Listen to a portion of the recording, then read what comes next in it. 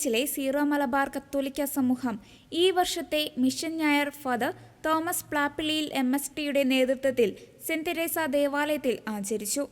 ജപമാലയുടെയും അതിനുശേഷമുള്ള വിശുദ്ധ കുർബാനയോടെയും ആരംഭിച്ച മിഷൻ ദിനാഘോഷം കേരളത്തിലെ മിഷൻ ഞായറിന്റെ ഓർമ്മകളെ മനസ്സിൽ നിറയ്ക്കുന്നതായിരുന്നു. വിശ്വാസികൾ തങ്ങളുടെ തോട്ടങ്ങളിൽ വളർത്തിയ പച്ചക്കറികളും ഫലങ്ങളും വീട്ടിൽ തയ്യാറാക്കിയ വിഭവങ്ങളും കൊണ്ടുവന്നു. തുടർന്ന് നടന്ന ലേലം വിളി കേരളത്തിലെ പള്ളികളിലെ മിഷൻ ഞായറിന്റെ അനുഭവം പോലെ തന്നെ സ്നേഹത്തിന്റെയും ഐക്യത്തിന്റെയും പ്രതീകമായി മാറി. ലേലത്തിൽ ലഭിച്ച മുഴുവൻ തുകയും മിഷൻ പ്രവർത്തനങ്ങൾക്കായി സമർപ്പിച്ചു. മിഷൻ എന്നത് യേശുവിന്റെ സ്നേഹം പങ്കുവയ്ക്കലാണ് എന്നും ദൈവസ്നേഹം ഇപ്പോഴും അറിയാത്തവരിലേക്ക് ആ സ്നേഹം എത്തിക്കുന്ന ദൈവികമായ ഒരു വിളിയുമാണെന്നും തോമസ് അച്ഛൻ വചന സന്ദേശത്തിൽ പങ്കുവച്ചു.